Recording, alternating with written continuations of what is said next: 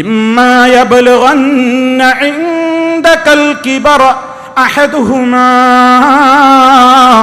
ഔ കിലാഹുമാ فلا تقل لهما أف ولا تنهرهما وقل لهما قولا كريما واخفض لهما جناح الذل من الرحمة وقل رب ارحمهما كما ربياني صغيرا.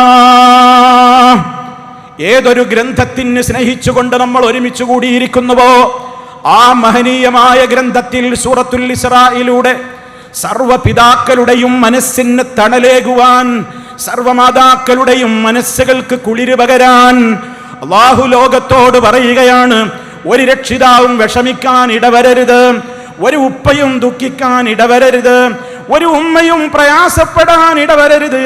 കാരണം മക്കളെ, ഉപ്പയെയും ഉമ്മയെയും ഒക്കെ ആരോഗ്യമുള്ള സമയത്ത് അവരുടെ തണലിലാ നിങ്ങൾ ജീവിക്കുന്നത്.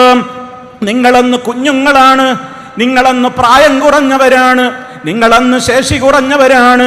നിങ്ങൾക്ക് ശേഷി കുറഞ്ഞ, നിങ്ങൾക്ക് വളരെയേറെ ആവശ്യങ്ങളുള്ള ഒരു കാലഘട്ടത്തിൽ നിങ്ങൾക്ക് താങ്ങും തണലുമായി നിന്നവരാണ് നിങ്ങളുടെ മാതാപിതാക്കൾ. ആ മാതാപിതാക്കൾ ഒരു കാലത്ത് നിങ്ങൾക്കുള്ള തണലായിരുന്നുവെങ്കിൽ മക്കളെ, അവരെ നിങ്ങൾക്ക് അവഗണിക്കാൻ തോന്നിപ്പോകുന്ന ഒരു കാലഘട്ടം വരാനുണ്ട്.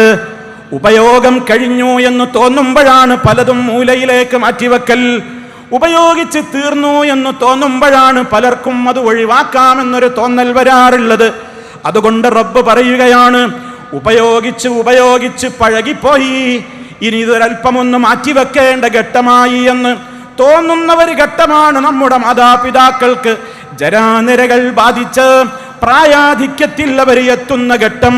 വിശുദ്ധ ഖുർആൻ കരുണ കാണിക്കാൻ തെരഞ്ഞെടുത്ത ആ പരമപ്രധാനമായ സമയം മറ്റ് സമയങ്ങളിൽ നമ്മൾ അറിയാതെ തന്നെ പറയാതെ തന്നെ ആരോഗ്യമുള്ള മാതാപിതാക്കളെ നമുക്ക് ആവശ്യമുള്ള കാലത്ത്, നമ്മൾ അവരുടെ തണലിൽ കഴിയുന്നൊരു കാലത്ത് അവരെ നിങ്ങൾ പ്രത്യേകം പരിഗണിക്കണേ എന്ന് പറയേണ്ടതില്ലാത്തത്ര മനുഷ്യപ്രകൃതി അതിൻ്റെ ആ ഒരു ബന്ധങ്ങളെ നിലനിർത്താൻ ശ്രമിക്കുമ്പോൾ അവരെ സംബന്ധിച്ചുള്ള ഉപയോഗങ്ങൾ തൻ്റെ ജീവിതത്തിൽ ഇനി അവസാനിച്ചു കഴിഞ്ഞു, താൻ എന്തിനും പോന്നവനാണെന്നൊരു തോന്നൽ വരുമ്പോ, പ്രിയപ്പെട്ട മക്കളെ, ഉമ്മയുടെ മനസ്സ് വേദനിപ്പിച്ചു പോകരുത്, ഉപ്പയുടെ മനസ്സ് വേദനിപ്പിച്ചു പോകരുത്.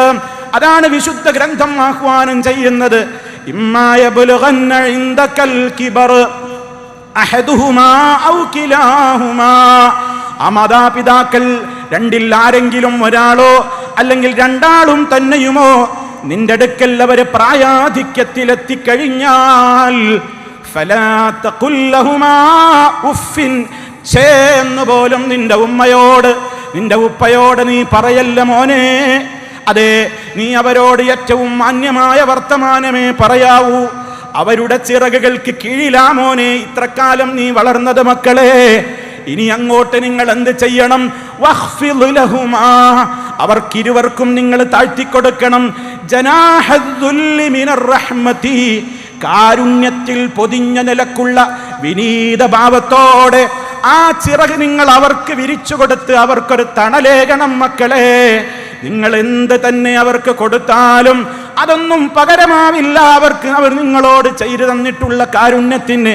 അതുകൊണ്ട് റബ്ബിനോട് പറയണം, പറയണം മക്കളെ, റബ്ബിർഹംഹുമാ കമാ റബ്ബയാനി സഗീറാ. നിരന്തരമായ പ്രാർത്ഥനകൾ, നിരന്തരമായി റബ്ബിനോട് കൈകൾ ഉയർത്തിക്കൊണ്ടുള്ള തേട്ടങ്ങൾ. ഇവിടെ നമ്മളൊരൊറ്റ വശമേ ഞാൻ നിങ്ങളോട് ഈ സമയത്ത് സൂചിപ്പിക്കുന്നുള്ളൂ. അവഗണനയുടെ ഘട്ടം വരുന്നത് പ്രായാധിക്യം വരുമ്പോഴാണ്. പ്രായമായ ഉമ്മക്കും ഉപ്പക്കും ഒരു തോന്നലാണ് പലപ്പോഴും വരാറുള്ളത്, എൻ്റെ മക്കളൊക്കെ വളർന്ന് വലുതായി, അവരുടേതായ ശേഷിയിലെത്തി, അവരുടേതായ താല്പര്യങ്ങളും കാര്യങ്ങളും സ്വന്തമായി നടത്താനുള്ള ഒരു ഘട്ടമായപ്പോൾ ഈ ഉപ്പ അവന് വേണ്ടാത്തവനായി, ഈ ഉമ്മ ഇപ്പോൾ അവന് കണ്ണെടുത്താൽ കാണാൻ പറ്റാത്തവനായി, ഒരു മുശാവറയും ഒരു കാര്യത്തിലും ഇല്ലാതെയായി.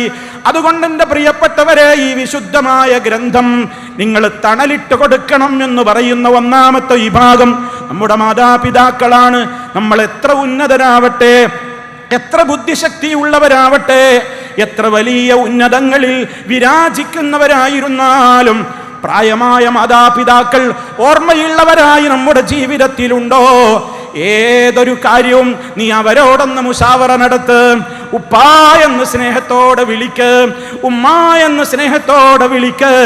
ആ വിളിക്ക് കാത്തിരിക്കുകയാണ് നമ്മുടെ പതിനായിരങ്ങളും ലക്ഷങ്ങളും അവർക്ക് വേണ്ട.